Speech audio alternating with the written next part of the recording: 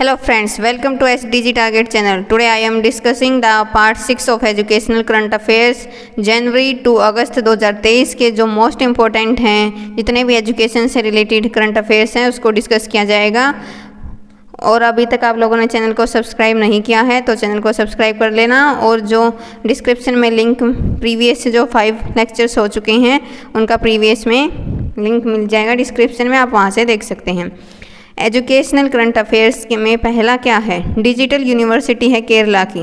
इसमें क्या है, ग्राफीन पहला नवाचार केंद्र खोला गया है। ग्राफीन का पहला नवाचार केंद्र है वो खोला गया है। कहाँ पर खोला गया है, केरला में। ये है नवाचार का पहला ग्राफीन है। ये पूछा जा सकता है पहला नवाचार केंद्र है, ग्राफीन से रिलेटेड है, भारत में खोला गया है, वो कहाँ खोला गया है, केरला में। डिजिटल यूनिवर्सिटी है केरला की। और कितने करोड़ रुपए का बजट है इसमें, 86.41 करोड़ रुपए का बजट है। त्रिशूर नामक जगह है, वहाँ पर इसको खोला गया है। और कौन सी टेक्नोलॉजी पे बेस्ड है, centre for materials for the economics technology, ये इसके द्वारा स्थापित किया गया है, CMET के द्वारा। CMET की फुल फॉर्म पूछी जा सकती है, centre for material for electronics technology. और ये देश का पहला ग्राफीन अनुसंधान और विकास उष्मायान केंद्र होगा। ये पूछा जा सकता है देश का पहला ग्राफीन अनुसंधान और विकास है केंद्र है वो कहाँ पर स्थापित है, केरला के अंदर। किसके द्वारा स्थापित किया गया है, CMET के द्वारा, centre for material for economics technology.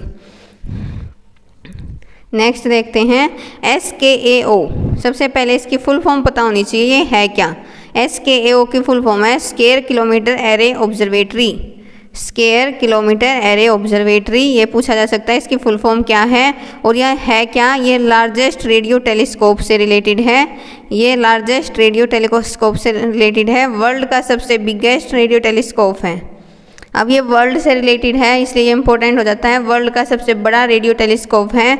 2 continent हैं उसके बीच में है, ऑस्ट्रेलिया एंड साउथ अफ्रीका। और जो पार्टिसिपेटिंग मेंबर है, इंडिया क्या है, पार्टिसिपेटिंग मेंबर है। और ये 2030 तक ऑपरेशन में आ जाएगा। ये अभी बनना स्टार्ट हुआ है 2023 के करंट अफेयर्स के अकॉर्डिंग। दुनिया का तीसरा और भारत का दूसरा बड़ा क्रिकेट स्टेडियम, दुनिया का तीसरा है और भारत का दूसरा सबसे बड़ा क्रिकेट स्टेडियम कहाँ है, ये है राजस्थान की राजधानी जयपुर में। राजस्थान की राजधानी जयपुर में है। अगर भारत का दूसरा बड़ा क्रिकेट स्टेडियम पूछे तो भी आएगा राजस्थान की राजधानी जयपुर में। अगर दुनिया का तीसरा पूछे तो भी राजस्थान की राजधानी जयपुर में। और इसका नाम क्या है, अनिल अग्रवाल क्रिकेट स्टेडियम। ये पूछा जा सकता है इसका नाम किसके नाम पर रखा गया है, अनिल अग्रवाल के नाम पर। और इसका पूरा जो नाम होगा ये स्टेडियम का अनिल अग्रवाल क्रिकेट स्टेडियम होगा। और इसकी कैपेसिटी कितनी है, 75,000 लोग हैं इसके अंदर बैठ सकते हैं। और जो पहला है, पहला कहाँ है ये सभी को पता है, नरेंद्र मोदी स्टेडियम है जो कि मोटेरा में है, गुजरात के अंदर। और इसका दूसरा नाम क्या है, मोटेरा क्रिकेट स्टेडियम या फिर नरेंद्र मोदी क्रिकेट स्टेडियम। ये है पहला है जो वर्ल्ड का पहला है ये। और दूसरा कौन सा है, मेलबर्न क्रिकेट ग्राउंड ऑस्ट्रेलिया का। और इसकी क्षमता है 1,10,000 और इसकी क्षमता है 1 लाख, जो कि ऑस्ट्रेलिया में है, मेलबर्न में क्रिकेट ग्राउंड है। अब वर्ल्ड का 3rd लार्जेस्ट क्रिकेट स्टेडियम बनने जा रहा है, कहाँ पर, जयपुर में, जिसकी कैपेसिटी है 75,000। अब नेक्स्ट क्या है, first Marina in India. India में जो पहली मरीन है वो उससे रिलेटेड है। ये कहाँ पर है, ये पूछा जा सकता है, कहाँ है ये, कर्नाटक के अंदर। फर्स्ट मरीन और बोट से रिलेटेड है ये, डॉकेज और उडुपी डिस्ट्रिक्ट। ये इतना इंपॉर्टेंट नहीं है, ये नहीं पूछेंगे, बस ये पूछ सकते हैं कि कहाँ पर, ये कर्नाटक के अंदर। अब इंटरनेशनल योगा फेस्टिवल हुआ है 2023 का, उसका 17th एडिशन हुआ है इंटरनेशनल योगा फेस्टिवल का। कब से कब तक हुआ था ये, 1 से लेकर 7 मार्च 2023 तक हुआ था। और कहाँ पर हुआ था ये पूछा जा सकता है, ऋषिकेश उत्तराखंड के अंदर हुआ था। और जो 2023 में योगा डे मनाया जाता है, कब मनाया जाता है, 21 जून को। जो 21 जून को योगा दिवस मनाया जाता है उसकी थीम क्या थी, योगा फॉर वसुदेव कुटुंबकम। या फिर है yoga for the welfare of all ones world one family. Theme भी पूछी जा सकती है, इंपॉर्टेंट है। ये योगा फेस्टिवल कहाँ हुआ ये भी पूछा जा सकता है, ऋषिकेश उत्तराखंड में। कब से कब तक हुआ, 1 से 7 मार्च 2023 तक। और कौन सा एडिशन था ये, 70th एडिशन था। ये वाला इंपॉर्टेंट है, इसमें से कुछ भी पूछा जा सकता है, इसलिए आप लोगों को पता होना चाहिए इसके बारे में। चलिए बढ़ते हैं नेक्स्ट पर। इसमें क्या है, 3 dimensional 3D paper based portable device है, किसने बनाया है ये पूछा जा सकता है। 3 dimensional paper based portable device बनाया है IIT मद्रास ने। IIT मद्रास की फुल फॉर्म है Indian institute of technology Madras ने 3 dimensional paper based portable device बनाया है जो डिटेक्ट करेगा मिल्क की जो प्योरिटी है, अडल्ट्रेशन है, उसको डिटेक्ट करेगा। 30 सेकेंड के अंदर ये उसको डिटेक्ट कर सकता है, इसलिए पूछा जा सकता है 3D पेपर बेस्ड है, किससे रिलेटेड है, अडल्ट्रेशन इन मिल्क से रिलेटेड है। 30 सेकेंड में उसको डिटेक्ट कर सकता है और IIT मद्रास के द्वारा बनाया गया है। नेक्स्ट है नॉर्थ ईस्ट का कॉम्प्रेस्ड बायोगैस प्लांट।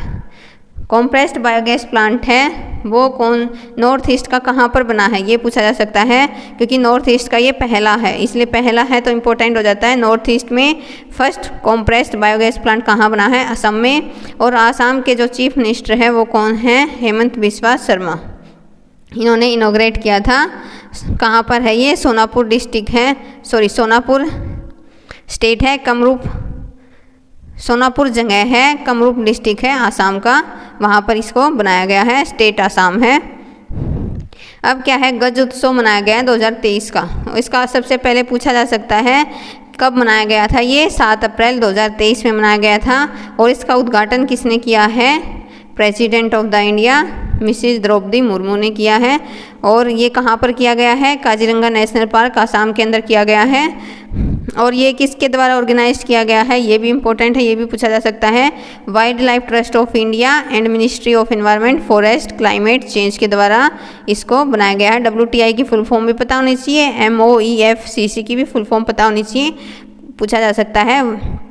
WTI की फुल फॉर्म है wild life trust of India and MOEFCC की फुल फॉर्म है ministry of environment forest and climate change. और जो काजीरंगा नेशनल पार्क है वो कहाँ है, आसाम के अंदर है। और कब मनाया गया था ये, 7 अप्रैल 2023 को। अब नेक्स्ट है CM दी योगशाला। CMDY की फुल फॉर्म पूछी जा सकती है। फुल फॉर्म क्या है, CM दी योगशाला। ये कैंपेन चलाया गया है पंजाब सरकार के द्वारा, और पंजाब सरकार के ये CM हैं और इन्होंने योगशाला के लिए, योगा की एजुकेशन के लिए प्रोग्राम चलाया गया है। फ्री ऑफ कॉस्ट है, सभी सिटीजन को योगा क्लासेस हैं वो प्रोवाइड की जाएंगी। CMDY कैंपेन पंजाब सरकार द्वारा चला गया है। नेक्स्ट है war and women. War and women है, एक बुक है, किसके द्वारा लिखी गई है, M.A. हसन के द्वारा लिखी गई है, ये इम्पोर्टेंट है। और ये पूछा है कि कहाँ पर, कौन सा एडिशन हुआ था, कहाँ पर लॉन्च हुई है, ये 52 एडिशन था यहाँ। और ये यूनाइटेड नेशन UNHRC का है, वो था 52 सेशन, वहाँ पर इसको लॉन्च किया गया था। United Nations human rights council है UNHRC की फुल फॉर्म। और UNHRC कहाँ है, इसका हेडक्वार्टर जनेवा स्विट्ज़रलैंड के अंदर, वहाँ पर इसको लॉन्च किया गया था। ये लॉन्च भी इम्पोर्टेंट है, कहाँ लॉन्च किया गया था। और वॉर एंड वुमेन है, किसके द्वारा लिखी गई है बुक, M.A. हसन के द्वारा लिखी गई है। और इसमें किससे रिलेटेड है, एक बंगाली वुमेन है जो सेक्सुअल वायलेंस से प्रभावित थी, सफ़र कर रही थी, उससे रिलेटेड है। कब की बात है ये, 1971 का जो वॉर हुआ था उससे रिलेटेड है। पाकिस्तान आर्मी के द्वारा किया गया था ये सेक्सुअल वायलेंस, बंगाली वुमेन को सफ़र करना पड़ा था इसकी वजह से। और उसकी कहानी है इस बुक के अंदर बताई गई है, war and women. Next book का नाम है स्मोक एंड एसिज। ये 2023 की बुक है फ्रेंड्स। स्मोक एंड एसिज बुक है, किसके द्वारा लिखी गई है, अमिताभ घोष के द्वारा लिखा गया है इसको, अमिताभ घोष के द्वारा। और इसमें क्या बताया गया है, इतिहास और समाज पर जो अफीम का प्रभाव है, इसमें था 2004 से लेकर 2015 तक। इससे रिलेटेड जो भी अफीम से प्रभावित हुए हैं उसके बारे में इसको डिस्कस किया गया है इस बुक के अंदर। और अफीम के प्रभाव से छिपे अक्सर नज़रअंदाज किए गए पहलुओं की पड़ताल करती है ये। और जो 2018 में 54वां ज्ञानपीठ अवार्ड है वो अमिताभ घोष को मिला था। ये पूछा जा सकता है ज्ञानपीठ अवार्ड है वो कब मिला था अमिताभ घोष का, 2018 में। और कौन स्मोक एंड एसिड बुक किसके द्वारा लिखी गई है, अमिताभ घोष के द्वारा। नेक्स्ट है MOOC इन एजुकेशन। सबसे पहले तो MOOC की फुल फॉर्म पता होनी चाहिए, massive open online course. M से मैसिव, O से ओपन, सेकेंड O से ऑनलाइन, C से कोर्सेज। और इसके अंदर क्या किया जाएगा, एक free web based distance learning programme है ये। और इसके अंदर फ्री में प्रोवाइड किया जाएगा, जितने भी स्टूडेंट्स हैं वो मॉक की हेल्प से क्लासेस ले सकते हैं। अलग अलग कोर्सेज हैं इसके अंदर, उससे फ्री में पढ़ सकते हैं इसके अंदर। और ऑनलाइन प्लेटफॉर्म है ये mock in education. Full form पता होनी चाहिए, मोस्टली फुल फॉर्म पूछी जा सकती है। मॉक की फुल फॉर्म क्या है, massive open online courses. Second है स्केल ऐप। स्केल ऐप क्या है, स्केल ऐप में स्केल की फुल फॉर्म पूछी जा सकती है। ये भी एजुकेशनल करंट अफेयर है, एजुकेशन से रिलेटेड है। Skill certification assessment for leather employees. जो भी लेदर से रिलेटेड एम्प्लॉयज़ हैं उसकी स्किल की सर्टिफिकेशन करना, उसकी असेसमेंट करना, ये है स्केल ऐप की फुल फॉर्म। S से है स्किल, C से है सर्टिफिकेशन, A से असेसमेंट, L से है लेदर और E से है एम्प्लॉयज़। और किसके द्वारा लॉन्च की गई थी ये, ministry of education skill development, Dharmendra Pradhan के द्वारा लॉन्च किया गया था। और ये इसका लोगो है। और इसके अंदर क्या है, वन स्टॉप सॉल्यूशन है, skilling learning assessment and employment needs of the leather industry. जो भी लेदर इंडस्ट्रीज हैं उसकी स्किल्स है उसको लर्न करना, लर्निंग सिखाना, उसको स्किलिंग सिखाना और उसको असेस करना, ताकि जो भी एम्प्लॉयमेंट की नीड्स हैं वो फुलफिल हो सके लेदर इंडस्ट्री के अंदर। नेक्स्ट है PM युवा स्कीम 2.0। ये 2.0 नहीं है, 2.0 है। PM युवा स्कीम 2.0 स्कीम है क्या, युवा की फुल फॉर्म क्या है, young upcoming and versatile authors. सबसे पहले तो ये किससे रिलेटेड है, ऑथर्स से रिलेटेड है, जितने भी लेखक वगैरह हैं उनसे रिलेटेड है। युवा की फुल फॉर्म पूछी जा सकती है, young upcoming and versatile authors. और किसके द्वारा किया गया है ये, ministry of education department of higher education के द्वारा किया गया है। ये ऑथर मेंबरशिप प्रोग्राम है, ट्रेन करेंगे यंग और एस्पायरिंग राइटर्स को। अब पूछा जा सकता है कितनी एज तक, अंडर 30 ईयर्स ओल्ड, 30 साल के नीचे जितने भी राइटर्स हैं उनके लिए है ये स्कीम, ताकि क्या कर सके, एडवांस में इंडिया और इंडियन लिटरेचर है उसको इंटरनेशनल लेवल तक पहुंचा सके। इस स्कीम का ये मोटिव है। नेक्स्ट है NILP प्रोग्राम है क्या, ये लास्ट है इसका करंट अफेयर्स और इम्पोर्टेंट है ये एजुकेशनल करंट अफेयर्स में। NILP programme new India literacy programme, इसके अंदर क्या है, न्यू इंडिया लिटरेसी प्रोग्राम के अंदर ये एक न्यू स्कीम है जो एजुकेशन फॉर ऑल दी जाती है। और इसका दूसरा नेम है अडल्ट एजुकेशन भी है।